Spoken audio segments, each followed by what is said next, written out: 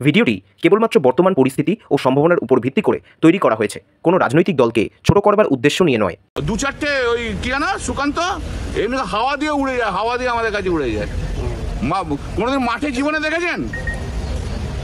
গলিতে গলিতে মাঠে যত হচ্ছে ওদের অফিসে বসে আর প্রেসের কাছে আপনাদের কাছে এসে বড় বড় বক্তৃতা। আয় না একবার বক্তৃতা দিতে আমাদের এখানে, আয় তুই শ্রীরামপুরে বলবি, আয় তারপর তুই ঘরে ফিরে এসে কি করে দেখবো। কিন্তু কল্যাণদা যদি মুখ খুলতে শুরু করি তাহলে কি হবে? ছোট্ট করে একটু দিই, কি শুনবেন?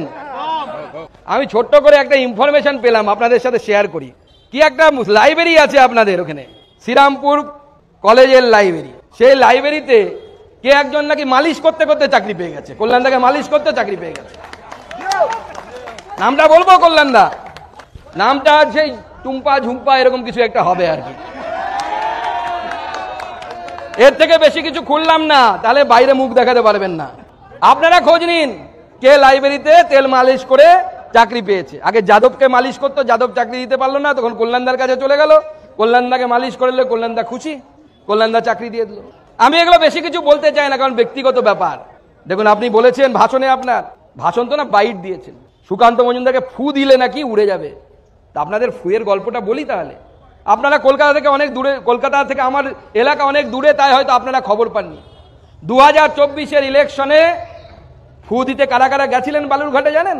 এই কল্যাণদার কথা মতোই মমতা ব্যানার্জি মাত্র 4 বার 4টি বিধানসভায় সভা করেছেন। শুধু বালুরঘাট লোকসভাতে, অন্যগুলো ছেড়ে দিন।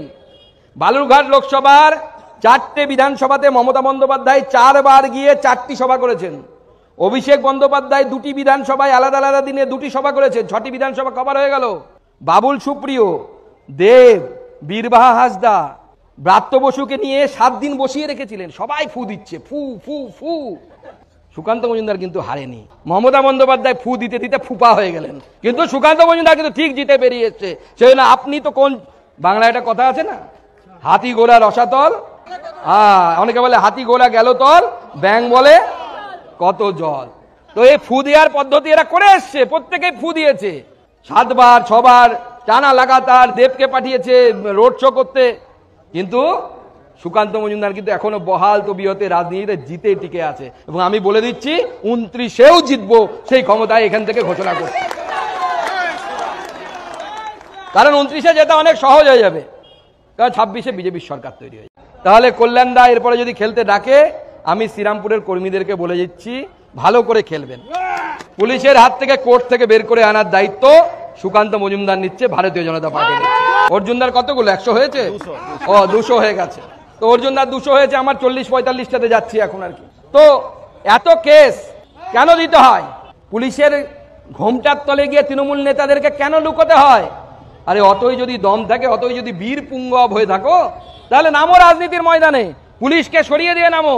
আমরাও কেন্দ্রীয় বাহিনী সরিয়ে দেব, দেখবো যে তখন কত দম তোমাদের আছে, সেই দম আমরা দেখতে চাই। এবং আমি তখনও বলেছিলাম, আজও বলছি, পুলিশ যদি নিরপেক্ষ হয়ে যায়, 15 মিনিট লাগবে না পশ্চিমবঙ্গের সব তৃণমূল কংগ্রেস কার্যালয় বন্ধ যায়। তার আগে 1000 করে পুলিশ পাঠায়। মমতা বন্দ্যোপাধ্যায় সবার জন্য 1500 সিভিক ভলেন্টিয়ার যায় সিভিল ড্রেসে, যাতে বুঝতে না পারে যে এরা পুলিশ।